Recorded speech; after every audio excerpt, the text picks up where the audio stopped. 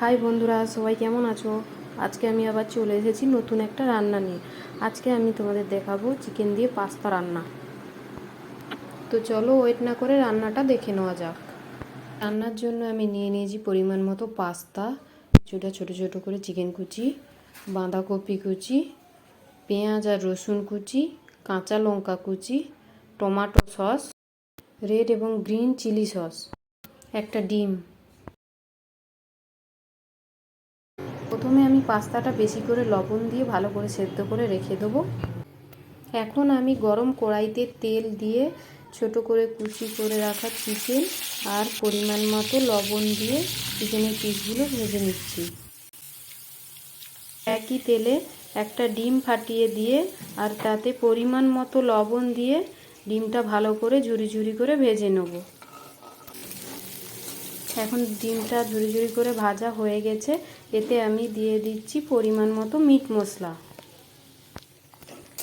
এখন ভালো করে মিশিয়ে নিয়ে এতে এক এক করে দিয়ে দিচ্ছি কাঁচা লঙ্কা কুচি, রসুন কুচি, পেঁয়াজ কুচি আর বাঁধাকপি কুচি।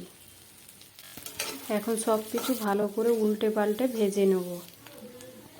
দেখো ভাজা হয়ে গেছে, এখন এতে আমি তুলে দিচ্ছি সেদ্ধ করে রাখা পাস্তাগুলো। এবার গ্যাসের ফ্লেম মিডিয়াম রেখে পাস্তা ভালো করে নেড়ে চেড়ে 5 থেকে 7 মিনিটের জন্য ভেজে নেব। এখন 5-7 মিনিট ভাজা হয়ে গেলে এতে আমি দিয়ে দিচ্ছি টমেটো সস আর চিলি সস। সস দেওয়ার পর আবারও নেড়ে চেড়ে নিচ্ছি যাতে সস ভালো করে পাস্তার সাথে মিশে যায়। দেখো বন্ধুরা, রান্নাটা এবার হয়ে গেছে। এখন আমি এটা একটা পাত্রে তুলে নিচ্ছি।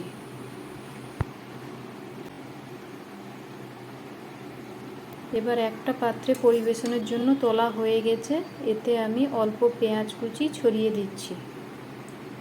বন্ধুরা, তোমরাও এই একইভাবে বাড়িতে পাস্তা বানিয়ে খেয়ে দেখো, আর যদি ভালো লাগে কমেন্টে অবশ্যই জানিও। আমার চ্যানেলে এরকম আরও নতুন ভিডিও পেতে চ্যানেলটা সাবস্ক্রাইব করে দাও, আর সবাই যাতে ভিডিওটা দেখতে পায় তার জন্য সবাইকে শেয়ার করে দাও। আজকের মতো এই পর্যন্ত, টাটা।